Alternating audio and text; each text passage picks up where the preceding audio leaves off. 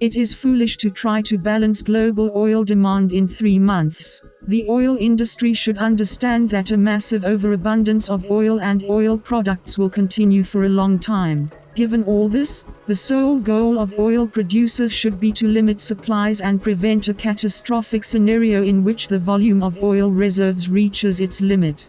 Without reductions, the storage facilities will be completely filled with oil by the middle of the year, in 2-3 inches months. At the same time, demand is expected to remain unchanged until July. Thus, if OPEC Plus wants to avoid a complete stoppage of oil supplies due to full tanks, it has no choice but to make reductions. OPEC Plus cuts should be 10 million barrels per day, regardless of the contribution of the United States. However, the United States will not stand aside. In America, there are reductions, oil rigs are closing. These reductions will easily reach 1 million barrels per day.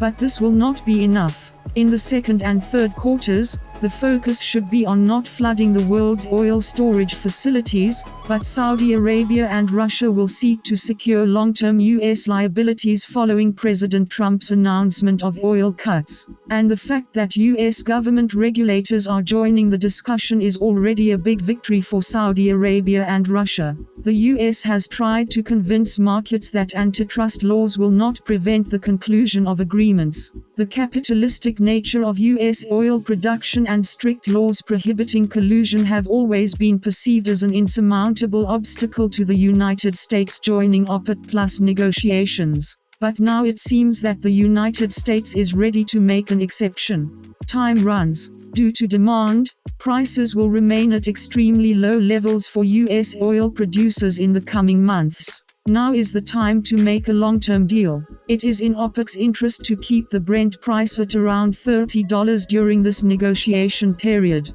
If this abnormal drop in oil demand is not taken into account, OPEC Plus will strive to develop a future strategy and prepare for life after the coronavirus.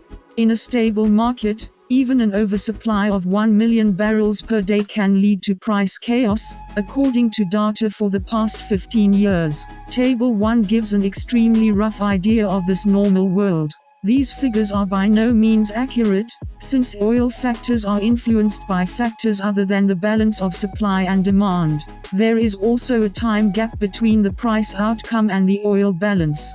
Here is a roadmap for an agreement on sustainable global production between OPEC Plus and U.S. regulators. This agreement concerns not only short-term reductions, but also creates the basis for future coordination between oil producers. An agreement should be concluded between OPEC, Russia and representatives of the U.S. government, which may introduce oil quotas. Most likely, these will be the regulators of the main oil-producing states, Texas, North Dakota, etc. The more, the better. The duration of the agreement should be from 3 to 5 years. The agreement on the introduction of reductions in the United States will begin in April 2020 or when global oil demand reaches 95% of the level of 2019, depending on what happens later. Unless reductions begin, U.S. oil prices will be affected by forced stops in the economy and logistics. During this period, OPEC Plus will begin to increase oil consumption as necessary to meet growing demand with two key objectives: to maintain a relatively normal level of reserves and prices in the range of $30.40 inches. Once these conditions are achieved, production in the United States will have to be reduced to 10 million barrels per day from 13 million barrels per day, level of 2019, in accordance with quarterly averaged indicators. Since demand requires more or less barrels, OPEC Plus will account for 80%, and the United States 20% of the changes, according to the share of each of the parties in the total world supply. Real prices for 2021 should be maintained at $50.60 inches. All of the above sounds too simplistic and too optimistic. However, global oil players tend to adopt a supply structure that will limit volatility. This will support sustainable investment in the oil exploration and production sector, as well as stable revenues for governments and private enterprises.